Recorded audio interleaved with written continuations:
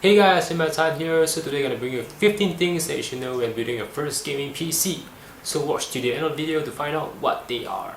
Hey guys, welcome back to our channel. So I'll give you a short update. The Singapore government has just extended our circuit breaker to the 1st June, so you'll be seeing more of my home set. But anyway, that's not the topic of today's video, so let's just go on with the 15 tips. So tip number 1. Use a magnetic screwdriver, or if you don't have one, use a magnet to magnetize your Phillips head screwdriver. So this is particularly useful if you accidentally drop your screw inside your case and you don't want to be wasting time to fumbling around your case to look for that missing screw.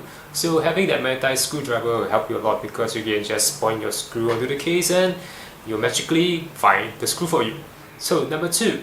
Have a tray or container to house all your screws. You'll be seeing a lot of screws from your case to your motherboard, to your fans, to your whatever that you have in your PC. You don't want to be going like this, oh my god, where's the screw? Because you know your screw is either in your tray or your container. I recommend a container because you can label the container based on a PC component. So you know it's always there, you can find it whenever you want. Number 3. If you have trouble unscrewing the screws from your case when you want to install your components, what you can do is that you can use your Phillips head screwdriver to unrelease the tension on the screws before using your hands to remove the rest of the screws, because sometimes when these cases come out of the factory, they tend to be over tightened because they need to be packaged and be transported to wherever they need to go. Number 4. Always make sure you ground yourself during the PC build process. So this can be done via 2 ways.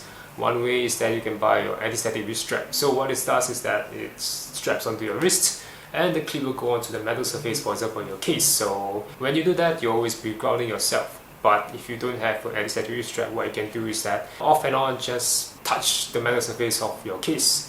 You are removing all static from your body. Number 5. This is pretty useful. You can have a bunch of wire ties on hand when building your PC. So the wiring process can get very messy. It's also particularly useful when you want to, for example, just bundle up a bunch of wires. You can use your wire ties and zip them all together in case your case doesn't have this velcros that help you tie up the wires. So the 5 I mentioned just now was for the preparation of the PC build process. So let's now go on to some tips for the actual build. So this tip number 6 is similar to the anti-static wrist strap. If you have anti-static mat, what you can do is that you can place your motherboard on top of this box while you're installing the rest of the components. So the way is to make sure that your motherboard is safe from all of the rest of the static electricity. Number 7, very important when installing the CPU onto your motherboard. So always make sure to always hold the CPU by its sides. Never hold it by the top or by the bottom, especially the bottom where the golden contact pins are. You don't want to be touching any of those pins before installing that. Also make sure that there are no pins that are bent on the CPU. Yeah, very important. So when you want to install onto the motherboard, drop it gently but firmly onto the motherboard. After you give it a good wiggle to make sure that it is well onto the motherboard. So number 8, before you install the CPU cooler onto your CPU, you need to put thermal paste. There's a bunch of schools of thought when it comes to how much thermal paste you need to put on your CPU. What I learned from Gordon is that for Intel, you can just use like this, 1 small grain of the palm for Intel. For AMD Ryzen, you can be more generous, maybe 1.5 grains for 2 grains. But if you're working with giant CPUs like AMD Epics, you can just be generous. Just put it all around and make sure that the thermal paste covers the entirety of the CPU. So number 9, if you do not know how to install your RAM onto the motherboard, always check your motherboard manual. The motherboard manual will give information as to how to put your RAM onto your motherboard. So for example, if you're using 2 sticks, you want to be using the 2nd and the 4th slots to get dual channel. So you have just prepped your motherboard for the build process. So right now we're going to put the motherboard inside the case. So this is tip number 10. If your motherboard comes with a separate I/O shield, make sure to put the I/O shield into the PC case first before installing your motherboard.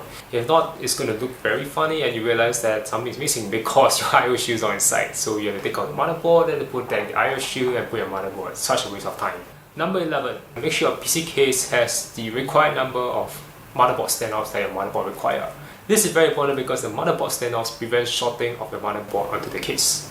Always check that the case has the required number of motherboard standoffs. And when you put the motherboard onto the standoff, make sure you screw it tightly with the other screws and check that there's a gap between the motherboard and your PC case. So this will prevent shorting of the motherboard. So tip number 12, power supply. A good rule of thumb is that before you put your power supply into the case, it's good that you go and check through the components required so you can know the number of cables they require for your PC case. What you can do is that you can always prep all the wires onto your PSU, the number of wires that you need first, onto your PSU first before installing it to the case, because it's going to be quite terrible, like me dropping a screw inside. You don't want to be fumbling around the entire case just to add in one more cable. So tip number 13, when installing a power supply into the case, there's two ways to do so. One of them is the fan facing up and the fan facing down. Generally, if there's a gap within your case and the floor or wherever you're putting it, it's a good idea to put your fan facing down so that the air can flow through the case and keep a nice air pressure in your case. And this is to also prevent dust build up in your case and prevent vibrations on your case. Tip number 14, now that your power supply is inside your case, what you can do is that before installing the rest of the components, you can just pull out the 24 pin and the 8 pin for the motherboard first and leave it hanging there before installing the rest of the components, because these two cables tend to be one of the largest of the PSU, so it's much easier to have those two cables hanging around your case first before installing the rest of the components, because it's going to be quite difficult after that. If you realize that you put all the components inside, then you have to fumble your way through or whatever they have inside the case just to pull in the two giant wires. And tip number 15, so when it comes to case fans, a thing called push and pull. What you can do before you put your fans, have a design in mind. Generally what we like to do is that we have the front intake fans as a pull and the back as the exhaust. So always check the fan orientation before installing fans onto your PC case. Okay, this is the 15 tips that you have when building your first gaming PC. Of course, this is not a full comprehensive list for when it comes to building a PC. If you guys like to know more and more tips from me, make sure to write in the comment section below. Then I'll come up with part 2 of maybe another 15 tips. So yes, so if you like the video, give me a thumbs up and make sure to subscribe to my channel and click on the eye icon to know when I put up new videos. So this is Ramatan out.